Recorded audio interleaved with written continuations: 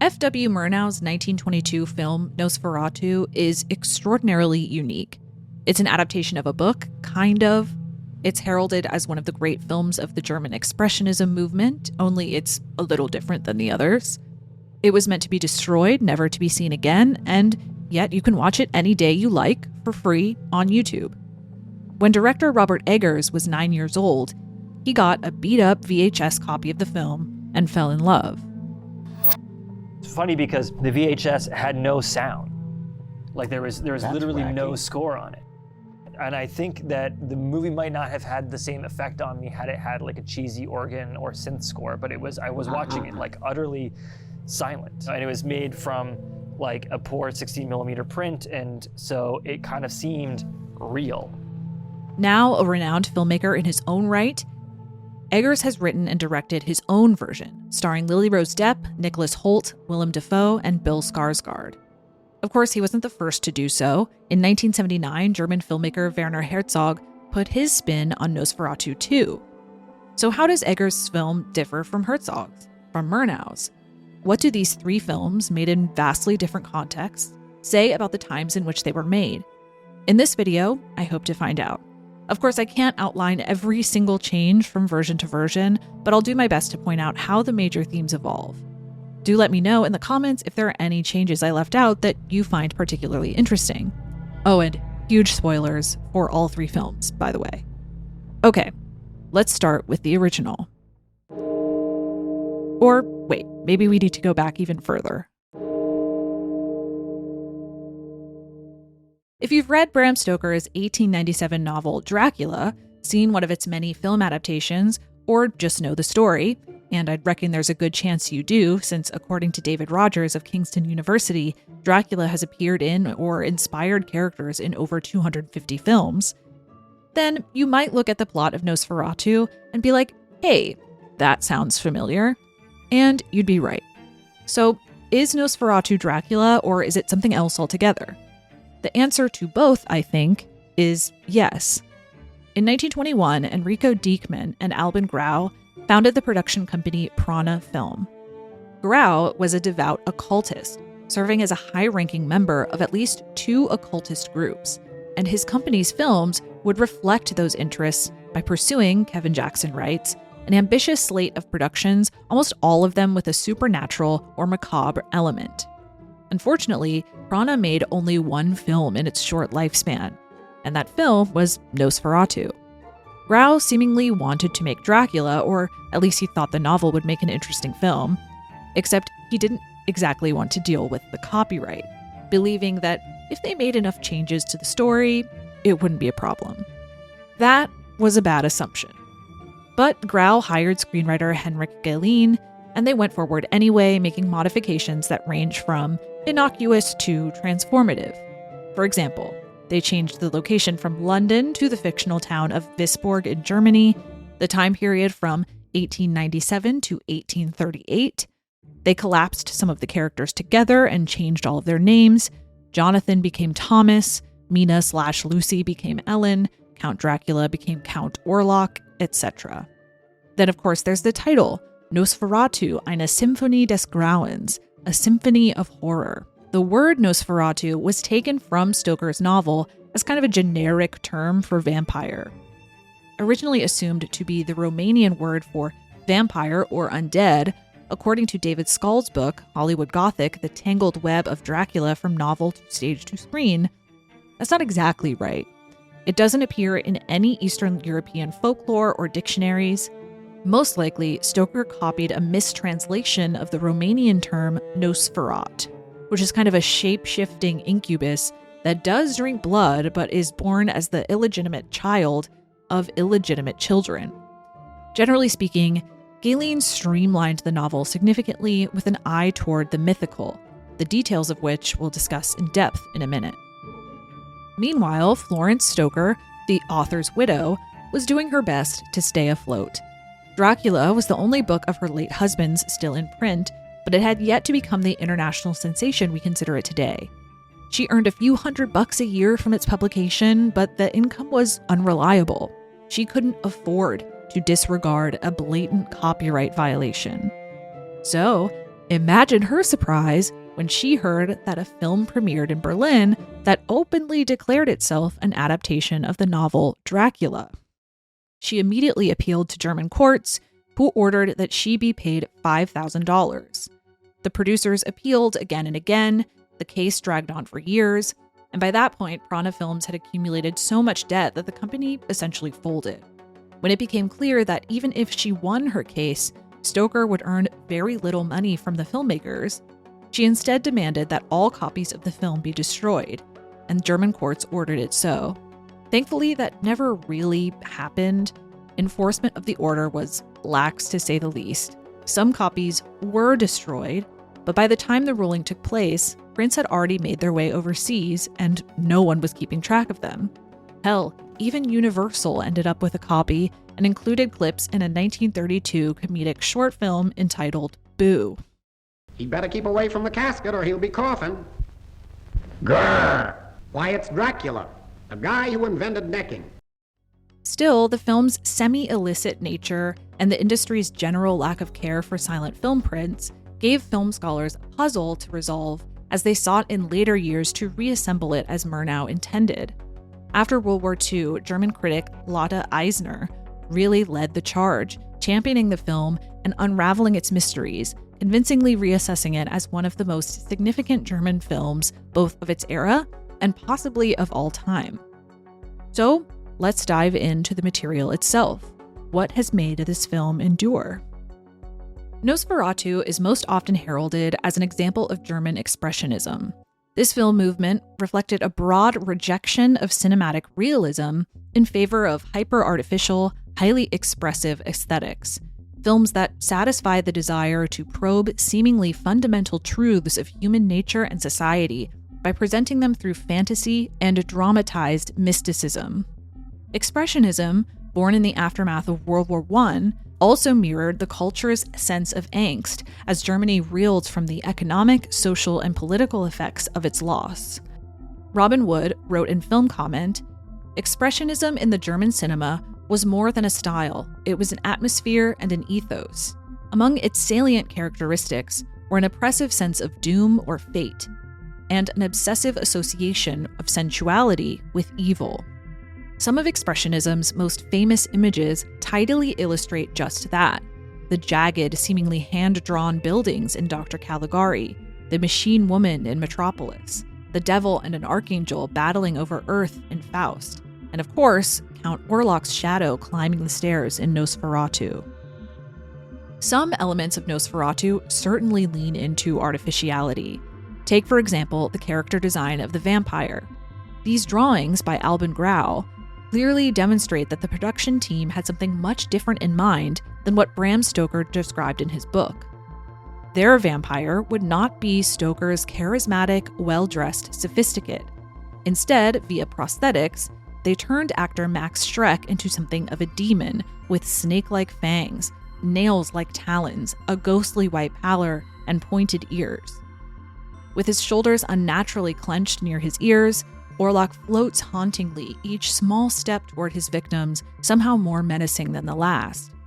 This vampire had no brides living with him, never turns into a bat or a wolf, and unfortunately for him, drinking blood doesn't make him young and hot. Instead, Orlok shifts through the walls. His shadow becomes an extension of himself. And interestingly enough, he displays a kind of jarring superhuman strength. Murnau conveys this by speeding up the tempo of the film so that his movements seem all the more unnatural. Frankly, this might seem outdated to the modern viewer. In contemporary media, a fast tempo typically translates as comedic rather than uncanny, so where audiences in 1922 might have found this unnerving, it's hard for us, or at the very least, me personally, not to see.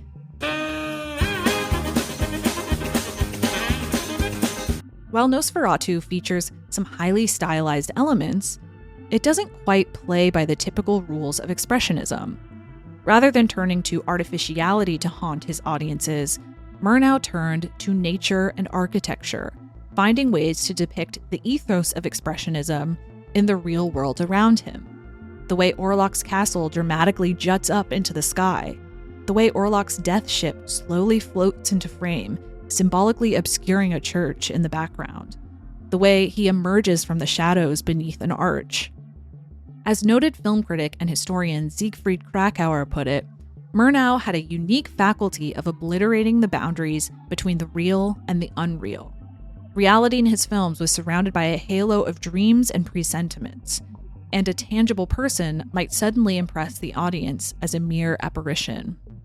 A lot of Nosferatu was filmed on location, which at the time was not typical for German filmmakers. Lotte Eisner writes of the chilling beauty Murnau finds in nature. Directors such as Lang or Lubitsch built vast forests and entire towns so as to be able to film in the studio.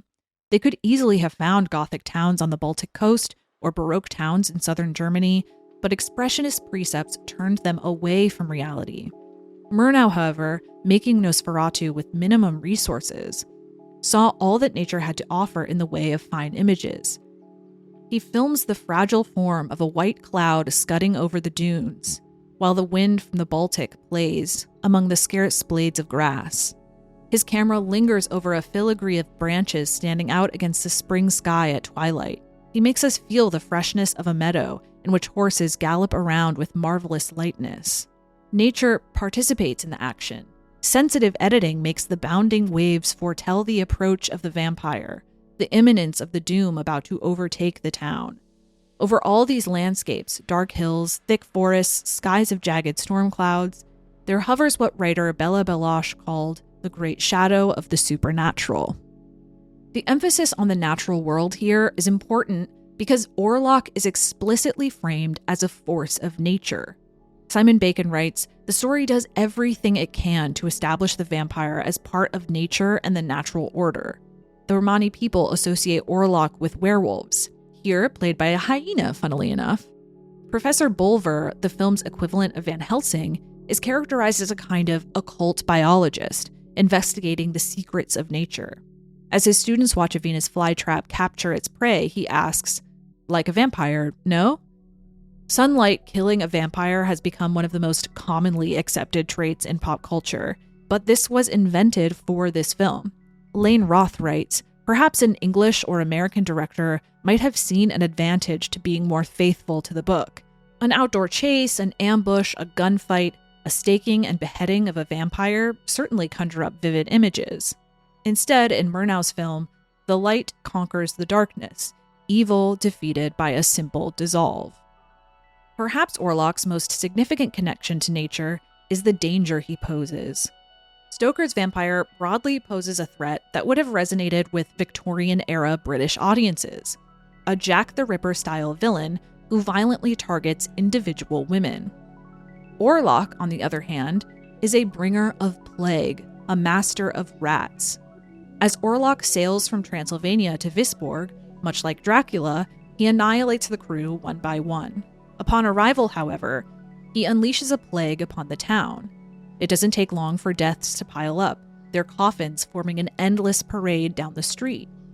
Orlok is a hunter like Dracula in the manner he pursues Ellen, but he also represents the nameless invisible force of mass death, a specifically terrifying prospect for German audiences of 1922 who not only witnessed the horrors of World War I, but who also had recently experienced the pandemic of 1918, the Spanish flu, which killed over 200,000 Germans.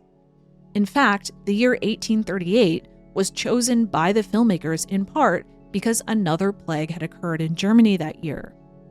Fear lurked in every corner of the town. Who was still healthy? Who was sick?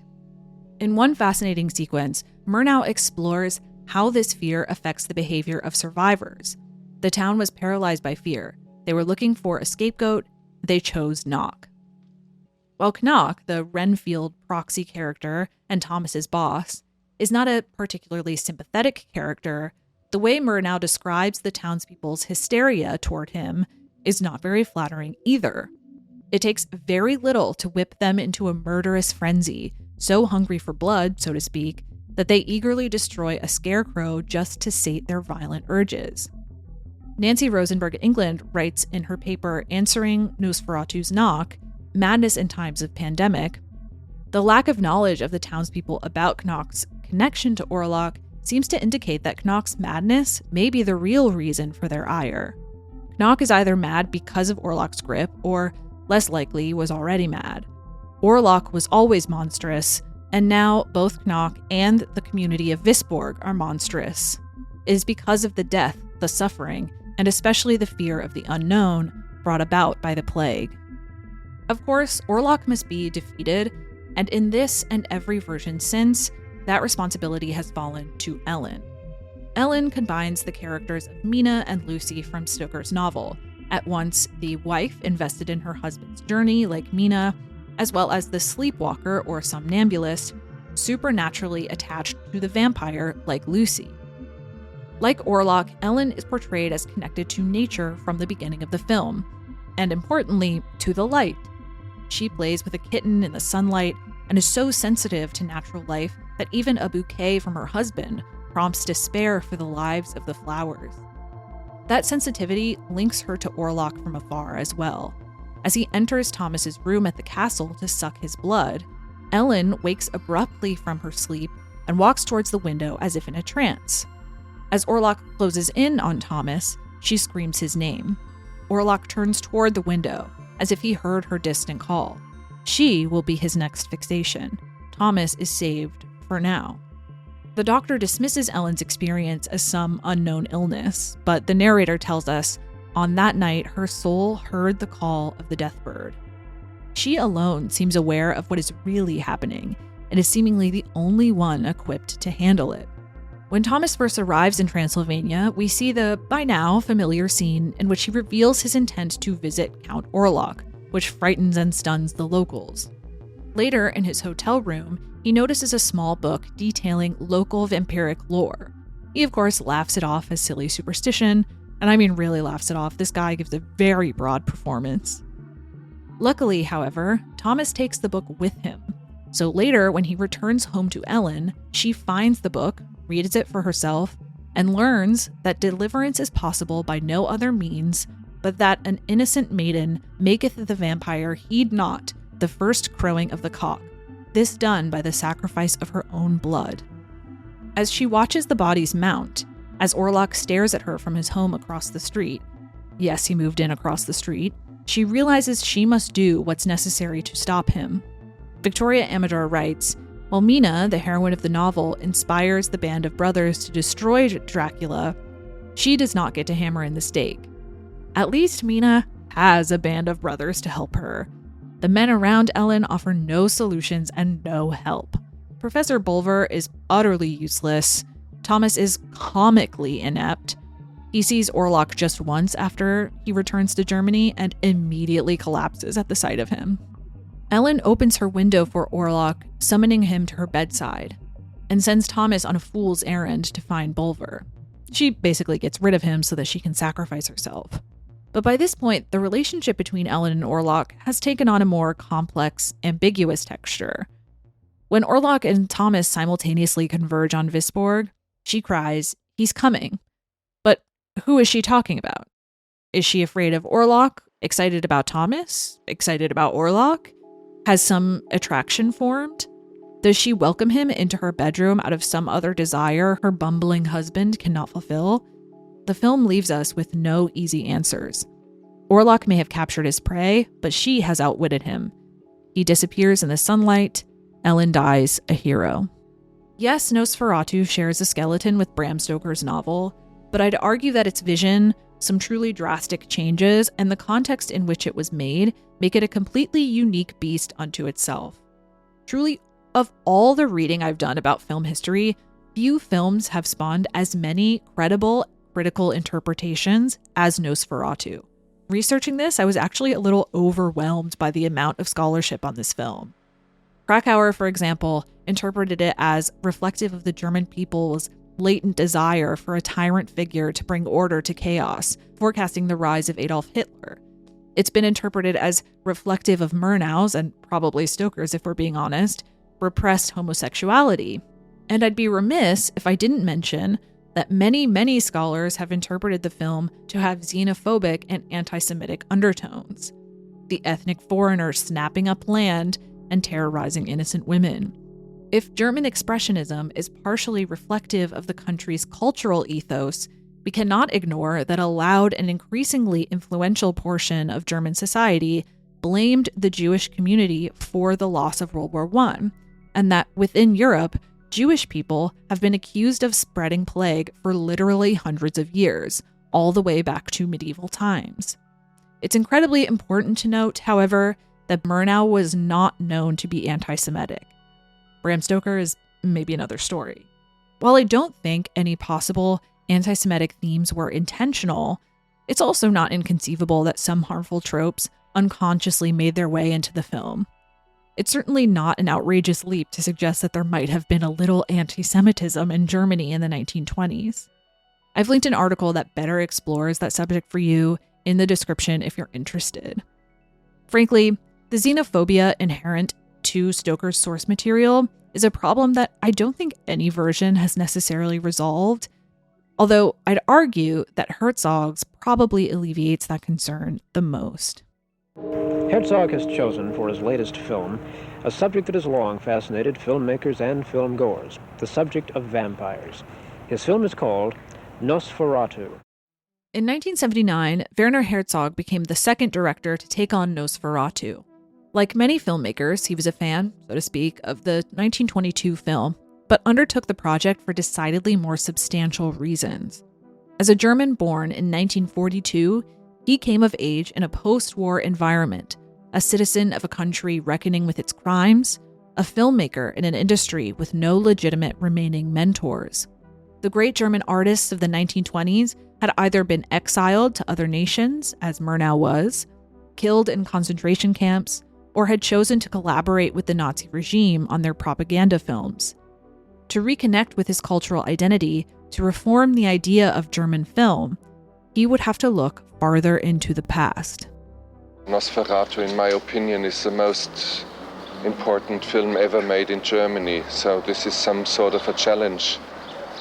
And it establishes some sort of a link between the great Expressionist cinema that we had in Germany and our film renaissance now. It is a film that is beyond my own private person. And I think it is necessary, since we are a fatherless generation, to have some sort of a continuity in film history. Herzog's reverence for the original film is evident throughout this version. He maintains the plot for the most part, with one significant exception, which we'll get to. He overwhelms the screen with the power and immensity of nature, as Murnau does, making additional links to Germany's cultural past by scoring these sequences with Das Rheingold by composer Richard Wagner. The last shot in particular evokes that idea of the great shadow of the supernatural following Nosferatu through nature.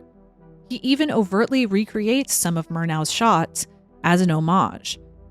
That being said, a one-to-one remake is not in the DNA of such a singular, unruly filmmaker like Herzog, and he makes plenty of changes to make this version all his own.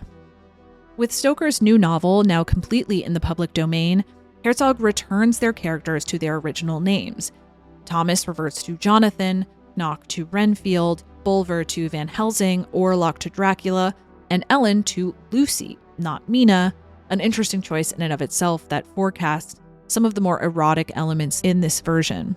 Herzog has repeatedly referred to Murnau's Nosferatu as looking like an insect. His Dracula still broadly adopts the traditional Nosferatu look. His pallor is still ghostly white, his teeth rat-like, although he minimizes the exaggerated ethnic features. But Herzog differentiates his Dracula from Murnau's Nosferatu by focusing on how centuries of isolation might affect him as a character.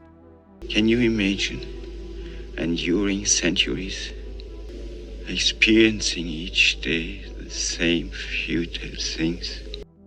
He told Paul Cronin in an interview, "I tried to humanize him by presenting the vampire as an agonized, sad, and lonely creature, desperately thirsty for love, but terrifying at the same time.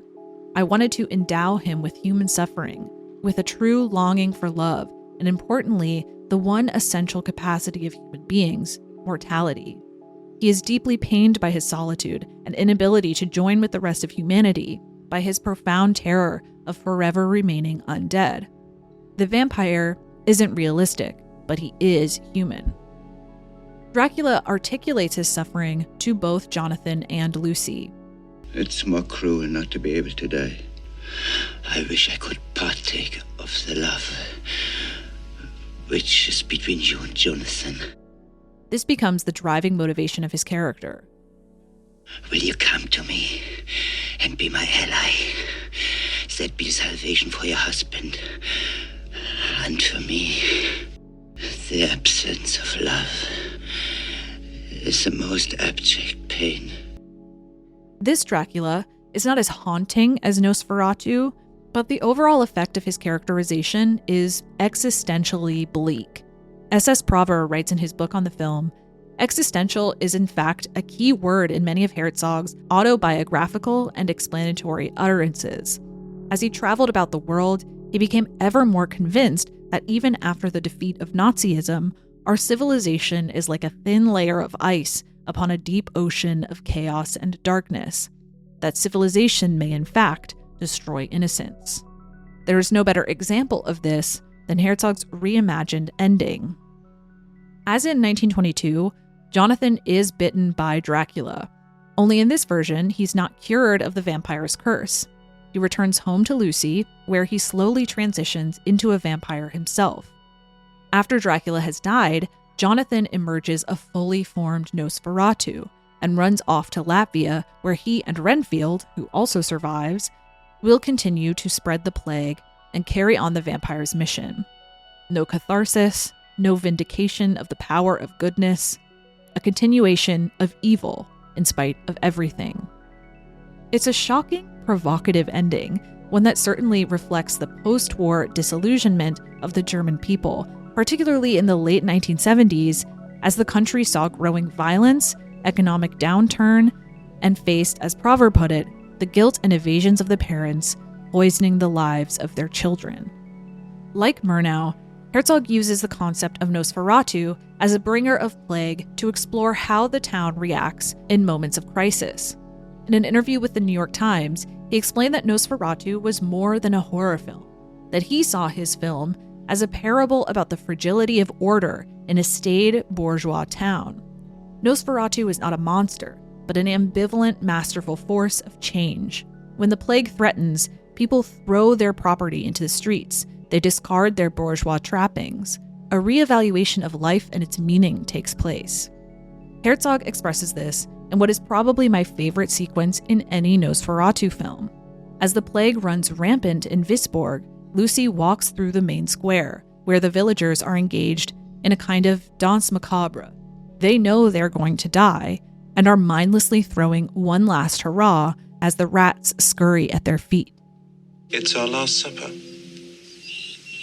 We've all caught the plague. We must enjoy each day that's left. Lucy plays a much more active role in the 1979 film than in the previous version.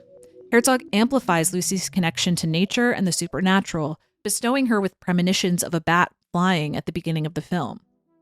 In 1922, Ellen's suffering and decision-making is largely conducted privately. She discovers Thomas's book and decides to make the ultimate sacrifice on her own after witnessing the decay around her. In 1979, Herzog positions Lucy as a truth seeker and teller who unravels the mystery of Dracula and attempts to alert the town, but is blatantly ignored. I know the reason for all this. Why don't you listen? She tries to recruit Van Helsing to join her in destroying the vampire, but is told she is imagining things, that she should calm down. It's the inability of the ruling class to see solutions right in front of them until their enforced ignorance destroys them. Summarily dismissed and her options exhausted, she realizes, I see I'll have to do this alone. She is again a force of light. Casper and Linville write in their article, Romantic Inversions in Herzog's Nosferatu, Herzog's Lucy offers a model of sheer stubborn vitality, the kind that Herzog so often celebrates. Her emotional integrity and her capacity for persevering in her imaginative belief in the midst of death and chaos, are never diminished. The relationship between Dracula and Lucy is far more intricate here than it is in the original film as well. He communicates with her directly, visiting her to proposition her, which she resolutely refuses. But eventually, as we know, she must offer herself to him. This scene adds new dimension to her characterization. As Klaus Kinski, who plays Dracula, explained it, she is gradually attracted towards Nosferatu. First, she hopes to save the people of the town by sacrificing herself, but then there is a moment of transition. There is a scene when he is sucking her blood, and suddenly her face takes on a new expression, a sexual one, and she will not let him go away anymore. There's a desire that has been born. Kinski and Isabelle Adjani play the scene with such tenderness, him with her nightgown, her peaceful expression, a stark contrast to the paranoia that marks the rest of her performance, and the way she gently pulls his head back down to her neck, encouraging him to continue. In his DVD commentary on the film, Herzog describes how he wanted the scene to play out slowly, to feel more intimate than scenes in other vampire films. The sound design assists in that objective. He shoots these sequences in almost complete silence.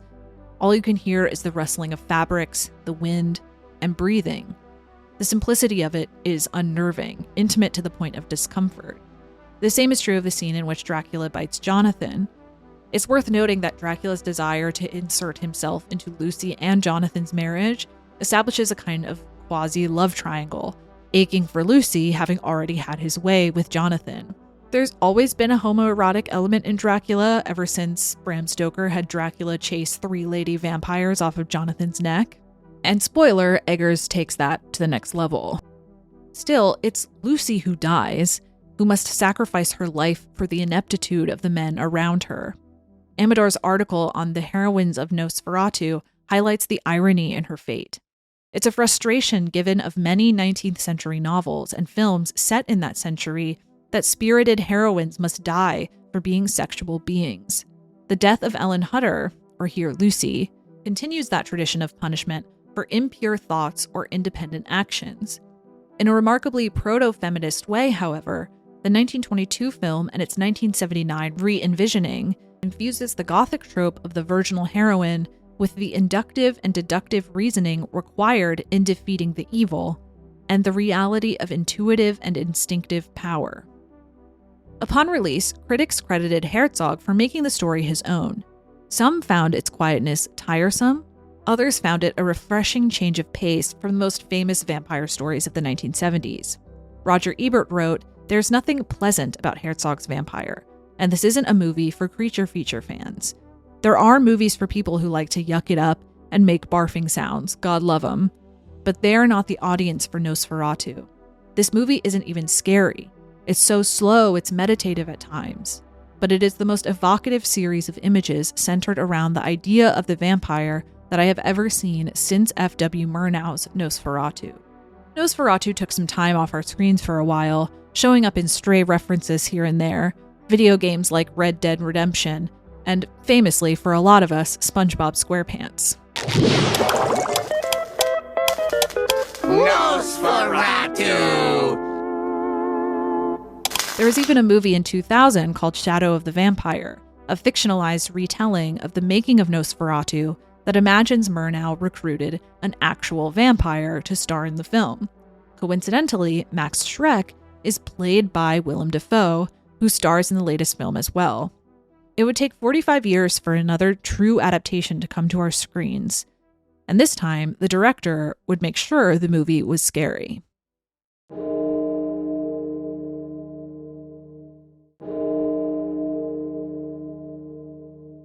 As I mentioned in the introduction for this video, Robert Eggers has been a Nosferatu fanboy for forever. It's not simply that he liked the film. In high school, he produced a play version of it that changed his life. Then the artistic director of a local theater saw that and asked us if we would want to do that at his theater in a more professional way, and we did, and it changed my life.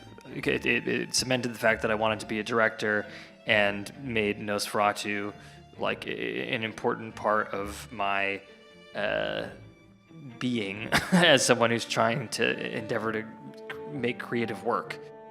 I'd also wager, although I haven't explicitly heard him say this, that it also inspired a love of the meticulous historical recreation for which he's become famous. Almost immediately after the success of his breakout film The Witch in 2015, he announced his intentions to remake Nosferatu. And for a minute, it actually seemed like that would be his next project. There's even a draft of his 2016 screenplay circulating the internet. But his plans fell through, as these things often do.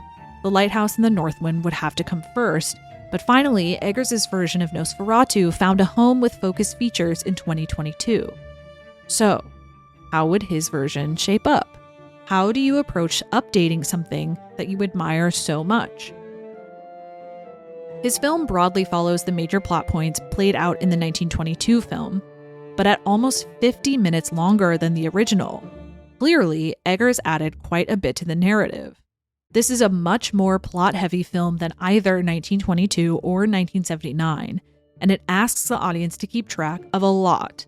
Contracts, books, tricks, promises made and broken. 4 minor characters are given new lives. He introduces new motivations, and true to form as a devotee of folkloric history, he endows the lore with much more detail. In an interview at Lincoln Center, Eggers joked that one of the most useful things he watched while preparing for this film was Mel Brooks' Dracula, Dead and Loving It, a parody of the 1931 Universal film that pokes fun at worn-out vampire tropes. Because he highlights, like, these are all the dumbest things about Dracula that don't make any sense, and like, and you're kind of like, yeah, that's really stupid. Like, that's, and if we did that, today, it would seem ludicrous because audiences in some ways are more sophisticated.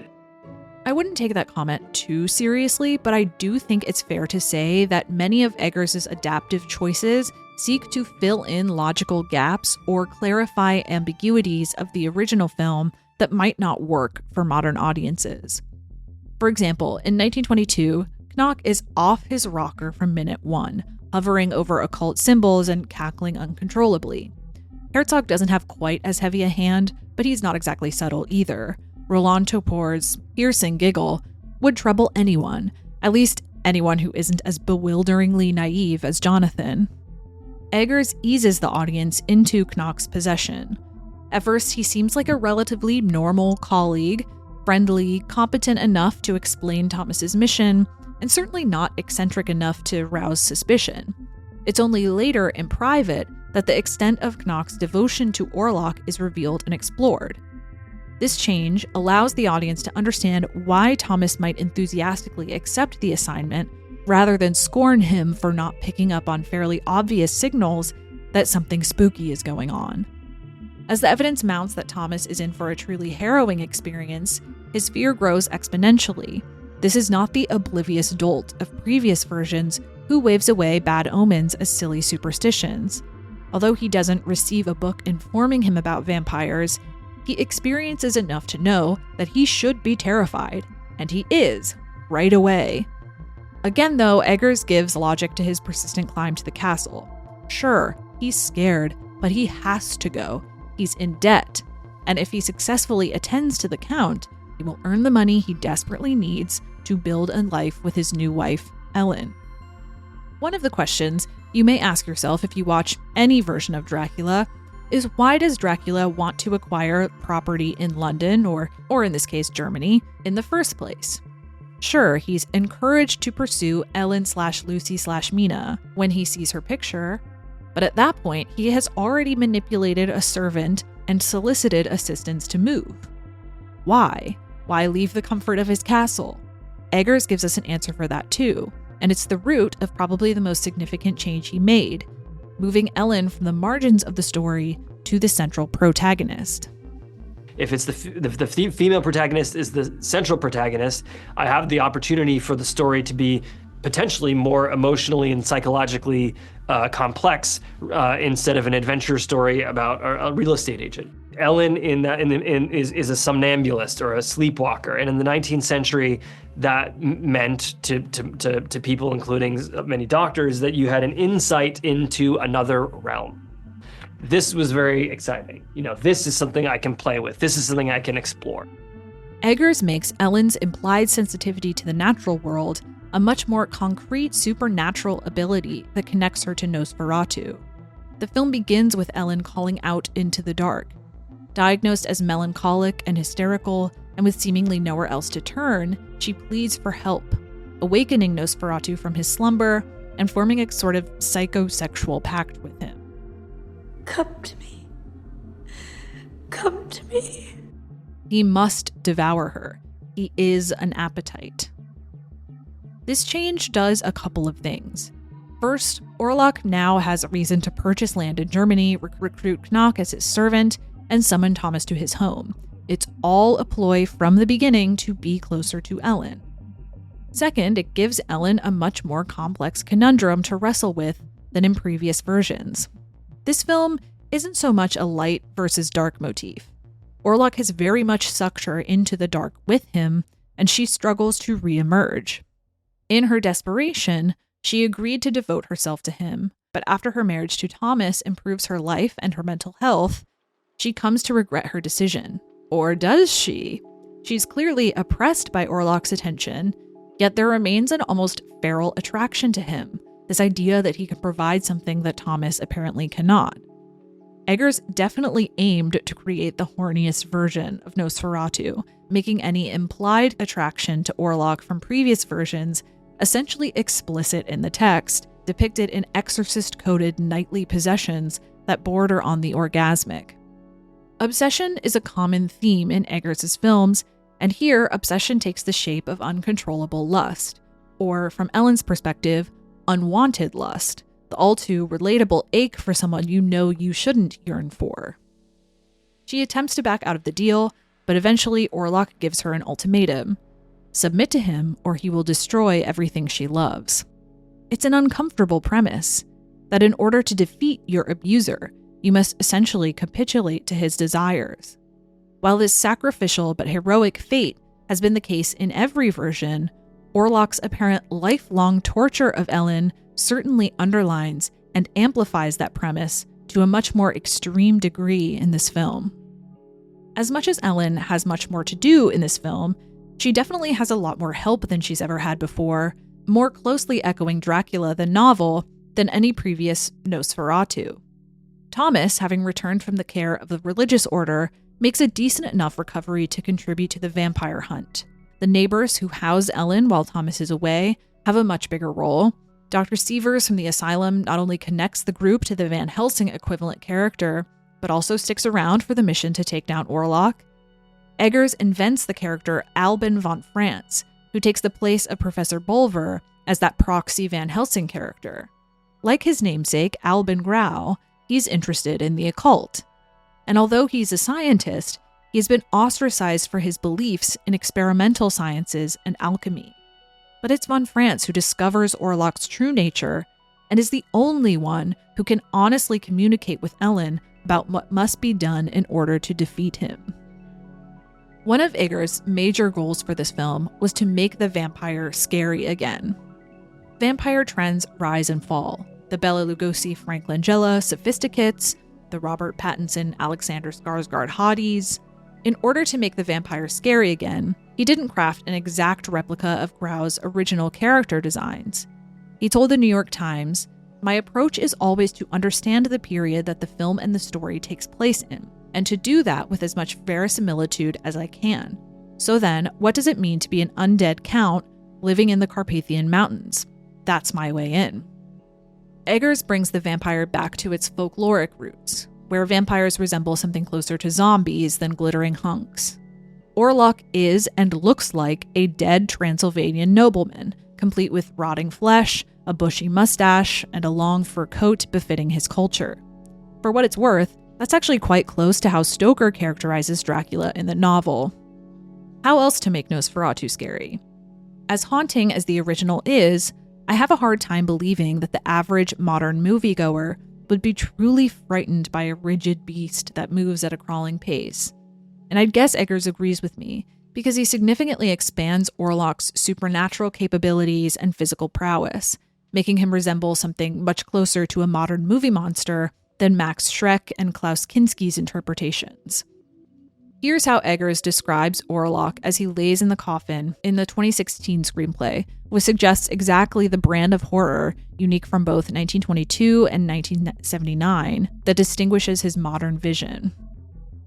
He's a horrible, mangled creature, naked and half buried in the rat-infested earth. His jaundiced, leathery flesh is bloated and bruised in the glands and stomach. Blood leaks from all his orifices, especially his slightly open mouth, revealing sharp carnivorous teeth, his eyes wide open, dead, murky, and colorless. He goes for gore. He's rotted, but quick, strong, and intimidating, his claw tense with unimaginable power. Bill Skarsgård's baritone growl booms with such intensity. This is an otherworldly creature, not a humanized one. The 1922 film establishes Orlok's shadow as a mystical extension of his body, an idea expanded upon in various vampire films, including Coppola's Dracula. Eggers makes Nosferatu's shadow the driving motif of the film, both symbolic of his oncoming infestation of Visborg and a literal manifestation of his being. Of the three filmmakers in this video, Eggers is the least interested in Orlok's connection to nature and as a harbinger of the plague. One sequence in particular stood out to me, however, as a notable homage that blended artifice and the natural world in a way that truly evoked the 1922 film. In the original, Thomas is picked up by a mysterious carriage that takes him at hyperspeed to Orlok's castle. At one point, as they traverse through the forest, Murnau reverts to the film negative, a haunting effect to suggest Thomas is entering another world, transitioning from the real to the unreal. The equivalent sequence in 2024 is perhaps the most spiritually expressionist in the Murnau tradition. Playing out almost like a silent film, Eggers plays with speed, high contrast, unexplained activity.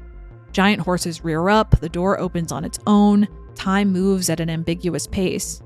It's exceptionally tense and beautiful. I found it such an exciting atmosphere, and I wish there had been more of it throughout the film. The ways in which Eggers wants to scare the audience are pretty conventional for modern horror. Jump scares, gory imagery, provocative moments like biting the head off a bird, the violent death of children, Lily Rose Depp's possession-inspired convulsions. His commitment to these genre conventions and slavish devotion to detail, history, and lore amounts to an absorbing horror film, but leaves comparatively little space for the kinds of insights that made Murnau and Herzog's work so fascinating. Eggers conjures no equivalent to Murnau's scapegoating in times of crisis, for example, or Herzog's danse macabre, concentrating instead on adding new plot details that make ambiguous things from previous versions bigger, louder, and more obvious. That has stuck with me in these past weeks as I've written about this film, because the source material is genuinely so ripe for updated commentary. Consider the strange coincidence that Murnau's film was released 4 years after the Spanish flu ravaged his country, that when creating a villain, he imagined a bringer of plague and showed the haunting images of coffins lining the street, of unknown forces wringing society dry.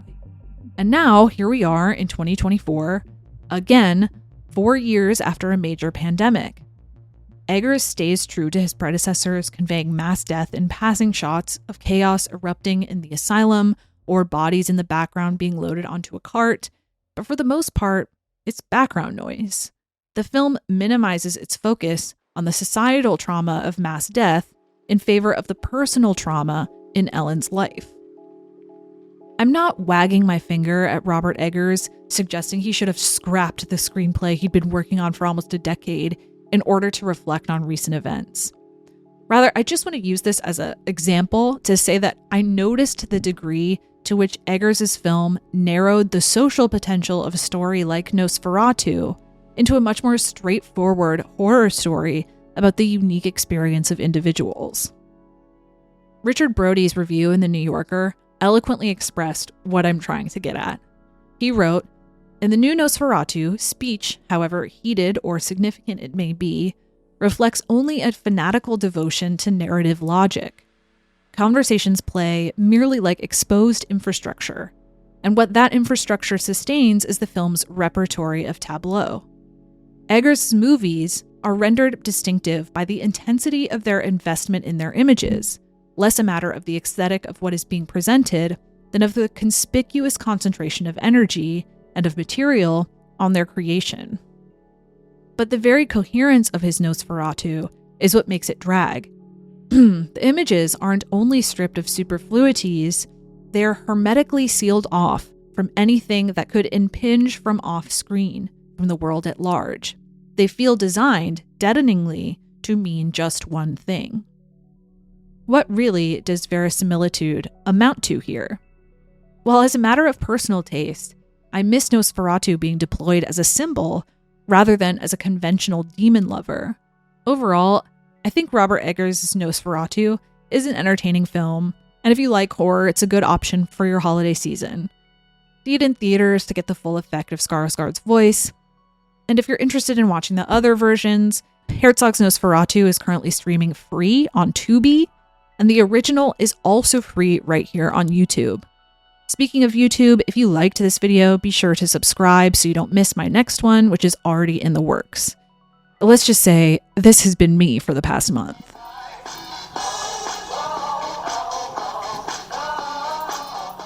One of my goals for this video is to encourage people who haven't seen the original Nosferatu to check it out for the first time. Seeing it for yourself, you'll begin to realize there are traces of its influence everywhere, not just in obvious ways like Eggers' latest film.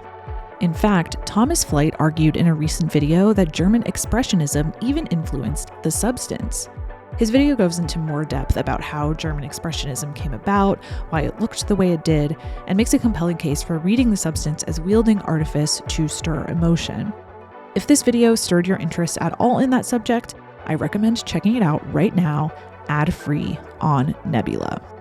As you may already know, I'm a proud member of the Nebula family, which means that all of the videos I've made for YouTube are also currently streaming ad-free on Nebula, and everything I make in the future will be too. I love working with Nebula because it's creator-founded and creator-led, meaning creators are encouraged to take risks, dive into niche topics, and really be ambitious about the scale of projects they take on. It's so exciting to be involved with a streaming service that wants filmmakers to get their big break and will actually invest in making that happen. And Nebula is not just great for creators, the audience gets a ton of great perks as well. Subscribers get unique originals they can't get anywhere else, like Tom Nicholas's documentary Boomers. Creators often drop videos on Nebula before they publish them on YouTube. That's how Thomas Flight published his Expressionism video. There are classes for aspiring creators out there, like this one about turning out videos quickly. And best of all, it's ad-free. Everything on Nebula is paid for with subscriptions, so signing up for the platform supports my channel as well as an entire community of hardworking creators. Right now, Nebula is offering a very convenient plan for you: lifetime memberships. For a one-time $300 fee, you get lifetime access to everything on the streaming service for as long as Nebula exists. You never have to think about managing your subscription again. Every new episode, premiere, series, and class will instantly be at your fingertips. So head on over to nebula.tv/BeKindRewind by clicking the link in my description below and sign up now.